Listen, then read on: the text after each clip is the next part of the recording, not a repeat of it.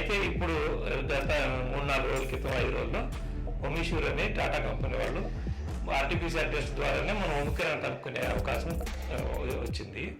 దీని యొక్క సైన్స్ ఏంటంటే డెల్టా వేరియంట్లో ఈ ఒక్కొక్క spike protein, nucleo protein, envelope protein, RdRp protein వాటిని మార్క్ చేస్తాయి జీన్ మార్కర్స్.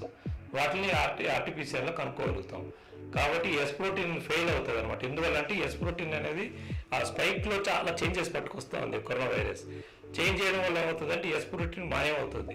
కాబట్టి 3 పాజిటివ్ వచ్చి ఎస్ ప్రోటీన్ నెగిటివ్ వస్తుంది. కాబట్టి ఒమిష్యూర్ అని దాన్ని కనుక్కోవచ్చని ఆర్టిఫిషియల్ ద్వారా ఇది కనుక్కున్నారు. అయితే దీనిలో లిమిటేషన్ కూడా ఒకటి ఉంది.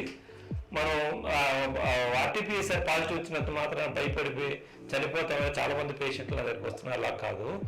ఆర్టీపీసీఆర్ అనేది ఒక డెడ్ టెస్ట్. అంటే మీకు 14 రోజుల క్రితమో, 22 రోజుల క్రితమో, 45 రోజుల క్రితమో ఈ వైరస్ వచ్చి వెళ్ళిపోయినా కూడా చిన్న వైరల్ పార్టికల్ మన బాడీలో ఉన్నా కూడా ఇది యాంప్లిఫై చేయడం వల్ల ఈ ఆర్టీపీసీఆర్ పాజిటివ్ వస్తుంది.